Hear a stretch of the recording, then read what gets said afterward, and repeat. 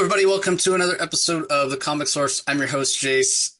Today's guest is a New York Times bestselling writer and artist. You might know her from her most kickstarted webcomic ever, Check Please, which I highly recommend. It's my pleasure to welcome Ngozi Ukazu to the show. Ngozi, thanks for taking the time to join me. I am so happy to be on the show.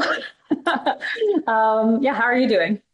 I'm great. I'm great. I'm so excited for you to bring your sensibility, your unique sense of storytelling to the DC universe for the first time. Ngozi is going to be doing a graphic novel in the young adult line called BARDA. So, Ngozi, I wonder if you could give us a little background on how this project came about. Yeah, I mean, the most important piece of knowledge to know about me is the reason I make comics is because of DC Comics. In the early 2000s, manga was really huge. But I remember getting into DC Comics from watching Justice League and Justice League Unlimited, those really popular shows. And even before that, watching The Adventures of Superman and Batman, the animated series. So that's like my origin story, right?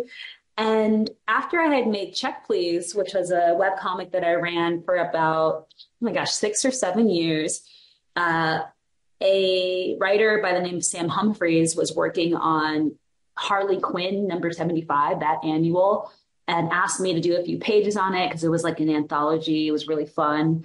After I finished that, me and my literary agent were like, that was kind of fun. And DC has this young adult line, you're finishing up Check Please, what's next? So I got to talk to some of the editors there. I got to pitch a few stories. And literally because I had seen, Justice League Unlimited, had seen Scott and Barda on that show, I was like, and I've also read Justice League International. I'm familiar with those characters there.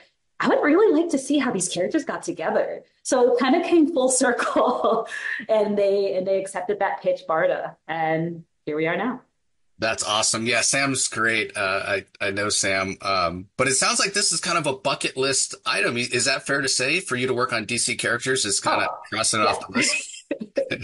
I think I've been like angling at DC for like a long time, like looking out of the corner of my eye, seeing how I could draw some of my favorite characters. But yeah, it sounds trite, but it has been a dream come true because I had to like tell my agent, like, you're going to have to, really represent me well and, be a great advocate for me because I do this for free. So DC would take advantage of me if you weren't here.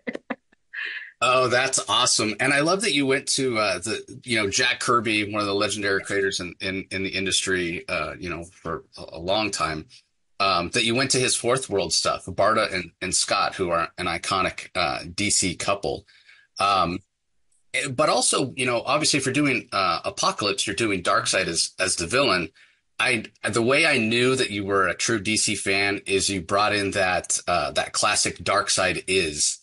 So I wonder if you could talk a little bit about bringing that in, which we saw most recently in Tom King and Mitch Garrett's run, but also going back to JLA with Grant Morrison. Talk a little bit about bringing that in and what that means to you, Darkseid is. Oh, thank you for a question about Darkseid,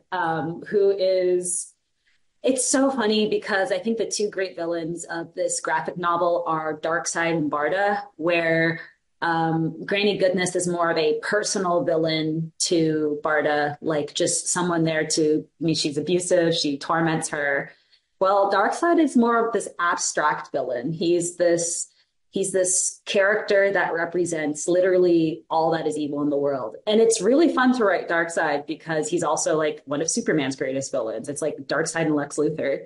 In writing Darkseid, I went back to old Kirby interviews. You have to understand, I'm a nerd. I'm like not just a comic book nerd, but like, I'm like an AP academic student. So when I was preparing for this, it was like I was taking advanced placement Jack Kirby class. So I went back to reading his interviews, and King Kirby was talking about how for him his greatest fear, or like the greatest evil, is when I think I'm paraphrasing him, but when a man does not have freedom, when humanity loses freedom, for him, he called that death.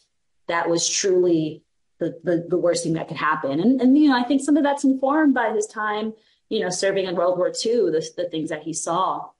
And when it comes to Darkseid, it's Darkseid, he's a fun villain, but he's not very sentimental, he's not very emotional. I don't think he has a lot of trauma that he's reacting to. He just wants control. And having that as a main motivator for a villain it's really freeing, because like that's all he wants. He has cruelty, but at the end of the day, he just wants total control. And we've all had people in our life who are like that. So it was actually pretty interesting to write. Yeah, and the thing that is so interesting about that, and a lot of us know the story of Barda, how she started out as a Fury and was kind of on Darkseid's team, so to speak. But here she's struggling because it's almost the opposite side of that, right? Like you talk about Darkseid wanting control. Like what's the most freeing thing? To be able to not just love something, to experience the emotion of love, but have the freedom to love whomever you want. And that's kind of the struggle. You mentioned Barda kind of being a villain in a way, kind of her own worst enemy, to borrow that cliche. That's her struggle, right? Yeah. Yeah. One of my favorite lines, it's the opening line of the comic is, we do not speak of love on Apocalypse, which hopefully maybe that will one day be like a Darkseid is. But it's this idea of like Barda has been brainwashed. She has been brainwashed to believe that love is something that's impossible, and any of the love that she has experienced in life is like tainted. It's not perfect, or it has been corrupted. And it's this idea of, to bring back Jack Kirby into it. He also was so influenced by free love and the hippie movement, and the aspect of joining love with freedom. So with Barda, she does start off as this villain because she's been so heavily indoctrinated by this idea of, total devotion to Darkseid. But that's what makes her such a fascinating hero to me. Like, yes, she's this tough girl. Yes, she's like kind of mean. Even when she is a good guy, she's kind of mean. But she cannot, it's like protecting beauty and protecting love that's like irresistible to her. So it was really fun watching that tip over for her and her realizing that she is a hero. Yeah, and it's what I love about her relationship with Scott, right? Like Scott Free, what a perfect name for Mr. Yeah. Miracle. Because obviously it's terrible to be physically contained, physically trapped somewhere. And that Barda's experiencing that, stuck on Apocalypse. Scott's experiencing that, being stuck in the pit. But Barda's emotionally, trapped as well, whereas Scott isn't. He still has his free. It's what makes him who he is, right?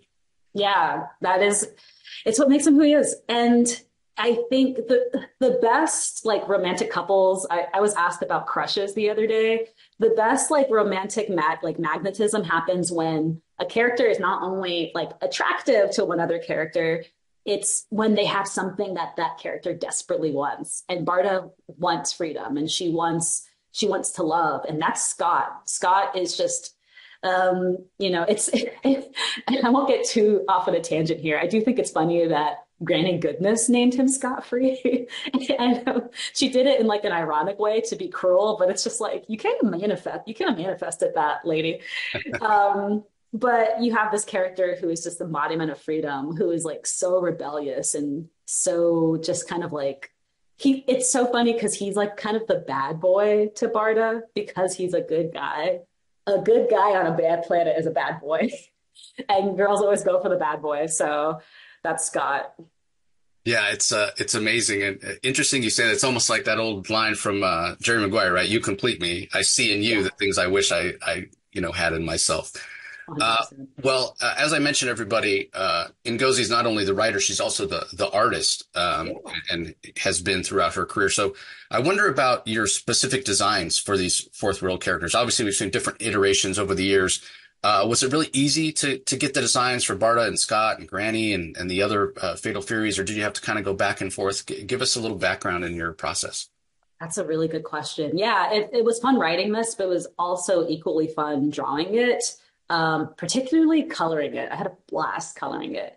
I went back to, so I mean, kind of tying everything back. I went back to Justice League and Justice League Unlimited. My style is already kind of like webtoony, kind of like cuter, cartoony. And I could, I worked on a different comic book series, not comic book series, but DC Pride that's coming out like next week, actually in a few days.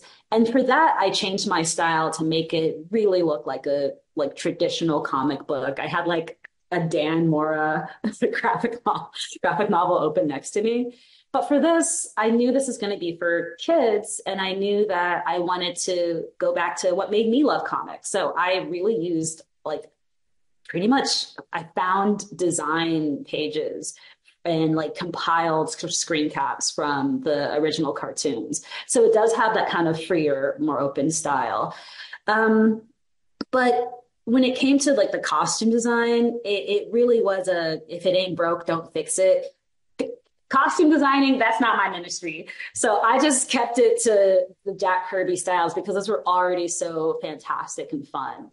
Um, like even with Barda, it's really cool to see her because even on the cover of the book, throughout the comic, she's not wearing her, probably her most well-known costume with a huge headpiece and then, kind of like the scales. I went back to where we first saw her in Mr. Miracle when we see her as a junior officer because she is a junior officer here.